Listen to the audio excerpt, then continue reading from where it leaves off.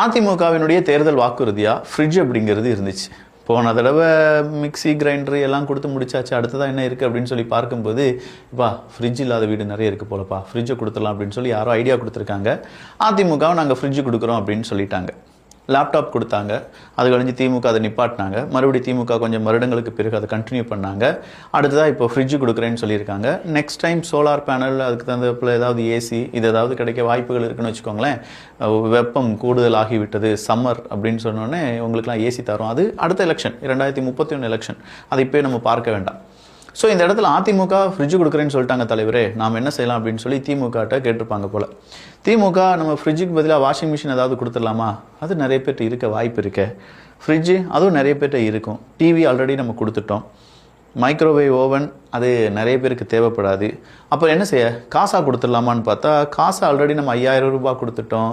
அதே மாதிரி நிறைய விஷயங்கள் காசாக கொடுத்துட்டோம். இனியும் காசாக கொடுத்தா மக்கள் அந்த இலவசம் அப்படிங்கிறதுல ஒரு பொருளாக கையில் வாங்கிட்டாங்கன்னா அது ரொம்ப நல்லா இருக்குமே அப்படின்னு சொல்லி பார்க்கும்போது 8000 ரூபா கூப்பனாக கொடுத்துடலாம். எது இந்த ஆர்கே நகரில் 20 ரூபா நோட்டு கொடுத்த மாதிரியா அப்படிங்கிற மாதிரி இருக்குல்ல. பட் இது ஒரு கூப்பன். இந்த கூப்பன் என்ன இருக்கும் அப்படின்னு பார்த்தீங்கன்னா, யார் யார் இது அவங்களுடைய வாக்குறுதியில் ரொம்ப முக்கியமான வாக்குறுதியாக திமுக காரங்க சொல்லக்கூடிய ஒரு வாக்குறுதி. ஆனால் உண்மையிலேயே இதுதான் அவங்களுக்கு பெரிய பேக்ஃபயர் ஆக போகுது. ஏன் அப்படின்னு சொல்கிறேன்னா, இது எதிர்கட்சிகள், இப்போ ஆளை துடிக்கக்கூடிய அடுத்த கட்சிகள், இல்லாட்டி மிகப்பெரிய மாற்றத்தை எதிர்பார்க்கக்கூடிய மக்கள், இவங்க எல்லாருமே இதை பற்றி பேச ஆரம்பித்தாங்கன்னா அது எவ்வளோ பெரிய நெகட்டிவ் அப்படிங்கிறது அவங்களாலேயே புரிஞ்சுக்கிடுவாங்க. ஒரு விஷயத்தை புரிஞ்சுக்கணுன்னா, ஒரு பொருளை நம்ம தொட்டு வாங்குற மாதிரியான ஒரு மனநிலைமை வேறு யாருக்குமே இந்த டிஜிட்டலாக நம்ம காசு செலவழிக்கும் போது நமக்கு இருக்காது. கையில் 100 ரூபாய் இருந்து அந்த 100 ரூபாய் எடுத்து பேக்கெட்லேருந்து எடுத்து கொடுக்கும்போது நமக்கு வலிக்கும். அதே நேரத்தில் கூகுள் பேயில் 1000 ரூபாய்னாலும் சும்மா சொடக்குற டைமில் நம்ம செஞ்சு முடிச்சுட்டு போயிட்டே இருப்போம். ஸோ இந்த இடத்துல அதிமுக நான் உங்களுக்கு ஃப்ரிட்ஜாக தரேன்னு சொல்கிறாங்க, ஒரு பொருளாக தரேன் அப்படின்னு சொல்கிறாங்க. ஆனால் திமுக உங்களுக்கு நான் கூப்பனாக தரேன், 8000 ரூபாய்க்கு கூப்பன், யார் யார் இந்த ரிட்டர்ன் ஃபைல் பண்ணலையோ, இன்கம் டேக்ஸ் ஃபைல் பண்ணலையோ அவங்க குடும்பத்துக்கு எல்லாத்துக்குமே 8000 ரூபாய் நான் தந்துடுறேன் அப்படின்னு சொல்கிறாங்க. தோராயமாக எத்தனை குடும்பங்கள் இருக்கும் அப்படின்னு கேட்டால் 2 கோடி குடும்பங்கள் இருப்பாங்க அப்படின்னு சொல்லி இன்றைக்கி மு.க. ஸ்டாலின் அவர்களே சொல்கிறார். அப்படி பார்க்க போனால் கிட்டத்தட்ட ஒரு 16,000 கோடி ரூபாய் இதுக்குன்னே அவங்க ஒதுக்குவாங்கன்னு வச்சுக்கோங்களேன். ஸோ இந்த 8000 ரூபாயை வச்சு இவங்க என்ன செய்யலாம், பக்கத்தில் இருக்கக்கூடிய கடைகளில் போய் இந்த 8000 ரூபா கூப்பனை கொடுத்து அவங்களுக்கு தேவையான ஃப்ரிட்ஜோ, வாஷிங் மிஷினோ, இல்லை அடுத்ததாக வேறு ஏதாவது வீட்டு உபயோகப் பொருட்களோ எதை வேணாலும் வாங்கிக்கலாம். ஸோ காசாக கொடுக்கறதுக்கு பதிலாக கூப்பனாக கொடுத்துட்றாங்க அப்படின்னு சொல்லி இந்த 8000 ரூபாயை பெருசாக பேசிகிட்டு இருக்காங்க. ஆனால் உண்மையிலேயே ஒரு அரசாங்கம் மக்களுக்கு நல்லது செய்யணும் அப்படின்னா காசு கொடுக்கறதோடு மட்டும் இல்லாமல் சரியான பொருளை சரியான இடத்துல, ஒன்றாவது ஃப்ரீ கொடுக்கறது அப்படிங்கிறது தவறு. அப்படியே அதை ஃப்ரீயாக நீங்கள் கொடுத்துருந்தாலும் அவங்களுடைய வரிப்பணத்தை நீங்கள் வாங்கி கொடுக்கும்போது அரசாங்கம் அதை என்ன செய்யணும், கொள்முதல் பண்ணி மக்களுக்கு விநியோகம் செய்ய வேண்டும். இந்த 8000 ரூபாயை ஒரு குடிகாரன் வீட்டில் இருக்கக்கூடிய ஒரு வீடு, அந்த அம்மாவுக்கு 8000 ரூபாய் கிடைக்குது கூப்பன். அந்த குடிகார கணவன் என்ன தெரியுமா செய்வான், நீங்கள் ஆரம்பித்து வச்சிருக்கிற டாஸ்மாகில் போய், ஐயா ஒரு கடையில் போய் என்ன தெரியுமா செய்வான், 8000 ரூபா கூப்பனை கொடுத்துட்டு 4000 ரூபா தாப்பா, 4000 ரூபா நீ வச்சுக்கோ, காசாத்தா அப்படின்னு சொல்லி வாங்கிட்டு போயிடுவான். அப்போ அந்த பெண்களுக்கு என்ன ஆகும் அப்படின்னு கேட்டால், ஒரு பொருளும் கிடைக்காம போயிடும். அதில் 8000 ரூபா அப்படிங்கிறதுல 4000 ரூபா தான் கிடைக்கும். 4000 அந்த கடைக்காரன் சாப்பிட்டுட்டு போயிடுவான். இல்லாட்டி யாரோ அந்த கூப்பனை கலெக்ட் பண்ணுறதுக்குன்னு ஒருத்தன் வருவான். இதுக்குன்னு ஒரு கலெக்ஷன் ஏஜென்ட் வச்சுருவாங்க. எப்படி வைப்பாங்க, ஒவ்வொரு வீட்லையும் 8000 ரூபா கூப்பன் இருக்கா, 8000 ரூபா கூப்பனை தந்தீங்கன்னா உங்களுக்கு 5000 ரூபா கையில் காசாக தருவேன். அது யாராவது ஒருத்தன் வாங்கிட்டு போய் மொத்தமாக ஒரு கடையில் கொடுத்து, மொத்தமாக அந்த கடைக்காரன் கவர்மெண்ட்டிட்ட கொடுத்து நான் 10 ரூபாய்க்கு பொருளை விற்றேன்னு சொல்லி கணக்கு காண்பித்து அது ஒரு கள்ளக்கணக்கு தனியாக போகும். ஸோ இது எல்லாமே ஒரு பெரிய ஊழலுக்கான ஊற்றுக்கண்ணாக இருக்கிறது. அப்படிங்கிறதுல எவ்வளவு பெரிய ஐஏஎஸ் படிச்சிருந்தாலும் சரி, எவ்வளவு சின்னதாக ஒரு எல்கேஜி யூகேஜி படிக்கக்கூடிய மாணவனாக இருந்தாலும் சரி, இப்படி யோசிச்சானா அவனுக்கு புரிஞ்சிடும் இது ஒரு நெகட்டிவான சம்பவம் அப்படின்னு சொல்லி. ஸோ 8000 ரூபா கொடுக்கக்கூடிய ஒரு வீட்டில் கண்டிப்பாக ஒரு கடையில் போய் நம்ம ஒரு சாணத்தை வாங்குறோம்னு வச்சுக்கோங்களேன், சாதாரணமாக இருக்கக்கூடிய மக்கள் போய் வாங்குறோம்னா 10000 ரூபா இருக்கக்கூடிய பொருளை 12000 ரூபான்னு சொல்லுவாங்க, 8000 ரூபா இருக்கக்கூடிய பொருளை 10000 ரூபான்னு சொல்லுவாங்க, 5000 ரூபா இருக்கக்கூடிய பொருளை 8000 ரூபான்னு சொல்லுவாங்க. அதுவும் இந்த கூப்பனை கொடுத்து வாங்க வராங்கடோ அப்படின்னு சொன்ன உடனே இவனை என்ன செய்வாங்கன்னா, ஆட்டோமேட்டிக்காக கடைக்காரங்க கொஞ்சம் பேர், எல்லா கடைக்காரர்களும் நம்ம அப்படி சொல்லிட முடியாது, கொஞ்சம் பேர் என்ன செய்வாங்க, அதீத லாபம், இவங்களுக்கே ஃப்ரீயாக தானே கிடைக்கிது 8000 ரூபா, நாம் கொஞ்சம் விலை வச்சா கொடுத்தா என்ன. அப்போ இங்கே வரக்கூடிய பாமர மக்கள், ஐடி ஃபைல் பண்ண முடியாத குடும்பங்கள் தானே இதை வாங்கிட்டு இருக்காங்க. மெஜாரிட்டியாக பாமர மக்கள்னு வச்சுக்கோங்களேன். இந்த பாமர மக்கள் என்ன செய்வாங்க, ஒரு ஃப்ரிட்ஜை நீங்கள் 8000 ரூபாய்க்கு வாங்க முடியுமா, ஒரு சிங்கிள் டோர் ஃப்ரிட்ஜாக இருந்தாலும் 8000 ரூபாய்க்கு நம்மளால் வாங்க முடியுமான்னு கேட்டால் முடியாது. இன்றைக்கி நீங்கள் அம்மா லேப்டாப் அப்படின்னு சொல்லி லேப்டாப் இருக்குது பார்த்தீங்களா, அந்த காலகட்டத்தில் நம்மளால் அம்மா லேப்டாப்பை ஒரு 5000 ரூபா கொடுத்துருந்தாலும் 8000 ரூபா கொடுத்துருந்தாலும் நம்மளால் வாங்க முடியுமான்னு கேட்டால் வாங்க முடியாது. இன்றைக்கி அதே 8000 ரூபா கொடுத்து நீங்கள் ஒரு லேப்டாப்பை வாங்கிக்கோங்க அப்படின்னு சொன்னால் நம்மளால் வாங்க முடியாது. 25,000 ரூபாய் ஆகும். எது, ஒரு லேப்டாப் சாதாரணமாக அவங்களுடைய அந்த கான்ஃபிகரேஷனில் இருக்கக்கூடிய லேப்டாப் எடுக்க போனாலுமே ஒரு 18,000 20,000 வரும்னு வச்சுக்கோங்களேன். ஆனால் நமக்கு அரசாங்கம் அதை ஃப்ரீயாக கொடுத்தாங்க. அது எப்படி சாத்தியமானது அப்படிங்கிறது கொஞ்சம் யோசிங்க. சாதாரண மக்கள் நீங்கள் யோசித்தாலே போதும். இப்போ நான் கிட்ஸ் பெஸ்டி அப்படிங்கிற ஒரு வெப்சைட் வச்சுருக்கேன். அதில் நிறைய நம்ம குழந்தைகளுக்கு தேவையான ஏகப்பட்ட toys, puzzles, books, soft toys இப்படிலாம் வச்சுட்டு இருக்கேன். நான் ஒரு பொருளை ஒரு டீலர்கிட்ட வாங்கும்போது அவன் என்ன சொல்லுவான்னா 1000 ரூபாய்ன்னு சொல்லுவான். நான் சொல்லுவேன் இல்லை என்கிட்ட ஸ்ட்ராங்கான ஒரு பேஸ் இருக்குது, எனக்கு 100 பொருள் வேணும் அப்படின்னு சொல்லுவேன். ஒரே பொருள் 100 எண்ணம் வேணும், 100 குவான்டிட்டி வேணும் அப்படின்னு சொல்லுவேன். 1000 ரூபா சொல்லிட்டு இருந்தவன் உடனடியாக அவனுக்கு என்ன செய்வான், 100 பொருள் அவனுடைய கோடவுனில் விட்டு இறங்கி போகுது, அவனுக்கு கொஞ்சம் லாபம் கிடைச்சா போதும் அப்படின்னு சொல்லி 1000 ரூபாய்க்கு பதிலாக அவன் எனக்கு ஒரு 880 ரூபாய்க்கு தர்றதுக்கான வாய்ப்புகள் இருக்குது. ஏன்னா அவன் ஒரு 100 ரூபா லாபம் வச்சுருப்பான்ல எப்படினாலும் ஒரு பொருளுக்கு. 880 ரூபாய்க்கு தர்றதுக்கான வாய்ப்புகள் இருக்குது.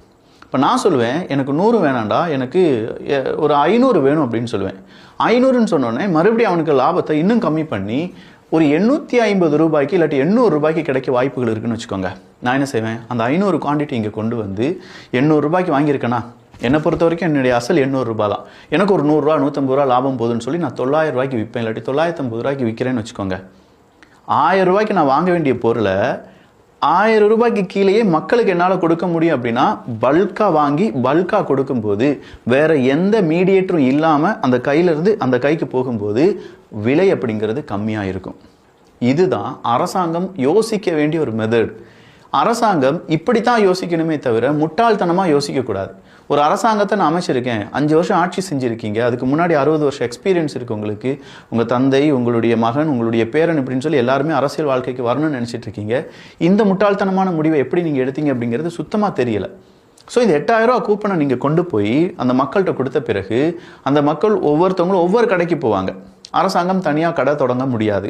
அரசாங்கம் இந்த 8000 ரூபா கூப்பனை வச்சு நான் ரேஷன் கடையில் இந்த பொருளாக வச்சுருப்பேன் அப்படின்னு சொல்லி அதுக்கான ஒரு இன்ஃப்ராஸ்ட்ரக்சரை ஏற்படுத்த முடியாது. ஸோ நமக்கு பிடிச்ச கடையில் நம்ம போகும்போது மொத்தமாக வாங்கும்போது நமக்கு கிடைக்கக்கூடிய லாபத்தை விட கண்டிப்பாக நான் சொல்கிறேன் 1000 ரூபாயிலேருந்து 2000 ரூபாய் எக்ஸ்ட்ரா இருக்கும். 8000 ரூபாய்க்கு பொருள் நீங்கள் வாங்க போனீங்கன்னா அப்போ கவர்மெண்ட் நமக்கு ப்ரிக்யூர் பண்ணி ஒரு பெரிய நிறுவனத்துக்கு ஒரு கான்ட்ராக்ட் கொடுத்து எனக்கு 5000 ரூபா 7000 ரூபாய்க்குள்ள ஒரு ஃப்ரிட்ஜை ரெடி பண்ணித்தா, இல்லாட்டி 8000 ரூபாய்க்குள்ள ஒரு ஃப்ரிட்ஜை ரெடி பண்ணித்தா அப்படின்னு சொல்லும்போது 12000 ரூபா விற்க வேண்டிய ஃப்ரிட்ஜை 8000 ரூபாய்க்கு கவர்மெண்ட்டுக்கு அந்த கம்பெனி கொடுக்கும். ஏன்னா பல்கா 2 கோடி, ஸ்டாலின் அவர்கள் சொல்லுபடி பார்க்க போனால் 2 கோடி ஃப்ரிட்ஜ் அப்படிங்கிறத நம்ம ஆர்டர் பண்ணுறோன்னு வச்சுக்கோங்க.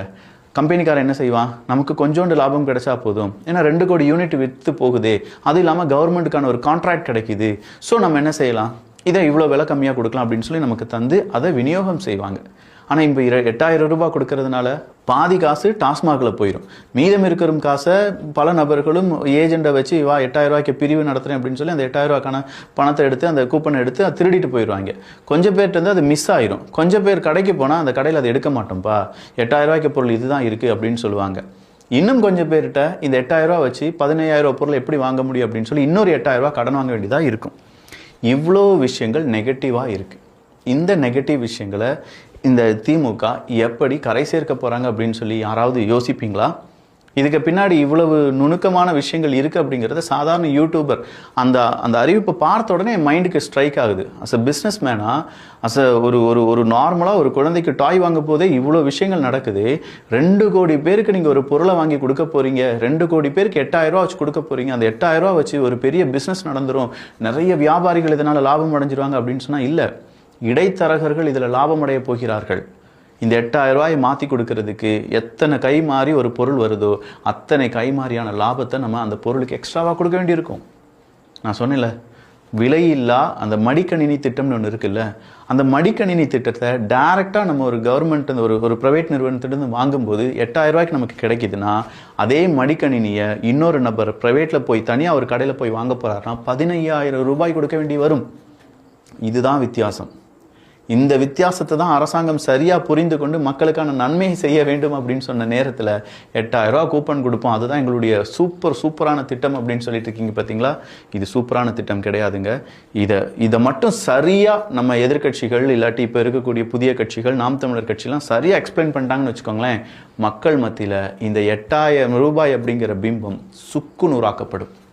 அடித்து சொல்கிறேன், இந்த 8000 ரூபா தான் அவங்களுடைய பெரிய பாசிட்டிவாக இருக்குது அப்படின்னா அந்த 8000 ரூபா தான் அவங்களுடைய பெரிய நெகட்டிவாக இந்த எலெக்ஷனில் வரப்போகுது அப்படிங்கிறது ஏன் கண்ணுக்கு தெரியுது. நான் மட்டும் ஒரு ஐடி விங்கினுடைய ஒரு தலைவனாக இருந்திருந்தேன்னு வச்சுக்கோங்க, இதை எக்ஸ்பிளைன் பண்ணியே இன்னைக்கு ஒரு 100 வீடியோ போட்டிருப்பேன். நாம் தமிழர் கட்சியினுடைய ஐடி விங் இல்லாட்டி தாவேகாவினுடைய ஐடி விங்கை நீங்கள் என்ன செஞ்சிட்டு இருக்கீங்க? நான் மக்களுக்கு பொய் சொல்லுங்க நான் சொல்லலை, இதனுடைய உண்மை தன்மையை புரிய வையுங்கள் அப்படின்னு சொல்கிறேன். மக்களுக்கு தேவையில்லாத தவறான இன்ஃபர்மேஷனை கொடுங்க நான் சொல்லலை. மக்கள் ஏமாற்றப்படுவார்கள், அதற்கான நிறைய வாய்ப்புகள் இருக்குது, சாத்தியக்கூறுகள் இருக்குது அப்படிங்கிறத மக்கள் உணர்வதற்கான தருணத்தை ஏற்படுத்துங்கள் அப்படின்னு சொல்கிறேன். நான் ஒரு மாற்றத்தை தான் விரும்புகிறேனே தவிர அஸ் யூஸ்வல் 8000 சூப்பர்ப்பா திமுக 8000 கொடுத்துட்டாங்களா அப்படின்னு சொல்லி எனக்கும் பேசி போட்டுட்டு 4 லைக் வாங்கிட்டு ஏய் சாமடா அப்படின்னு சொல்லிட்டு போயிட முடியும். பட் உண்மையாக யோசிக்க போனால் இங்கே மக்கள் ஏமாற்றப்படுவார்கள், நம்ம கண்ணு முன்னாடி மக்கள் ஏமாற்றப்படுகிறார்கள் படுவார்கள் அப்படின்னு சொல்கிறத என்னால் எப்படி அக்செப்ட் பண்ண முடியும்? அதை அக்செப்ட் பண்ண முடியாததுனால தான் இதை எக்ஸ்பிளைன் பண்ணி உங்களுக்கு நான் சொல்லியிருக்கேன். யாருக்கு இது சரிப்படுதோ அவங்க இதை ஷேர் பண்ணலாம், ஒன்றும் தப்பே கிடையாது. 8000 மேட்ரு பேசுகிறதுக்கே இப்போ முடிஞ்சு போச்சு. அடுத்ததான் இன்னொரு சில நிறைய விஷயங்கள் எடுத்து வச்சுருக்கேன், அது என்ன அப்படிங்கிறதுலாம் அடுத்த வீடியோவில் பார்த்துடலாம். ஸோ இந்த வீடியோ பற்றி உங்களுடைய கருத்துக்கள் இங்கே வரவேற்கப்படுகின்றன.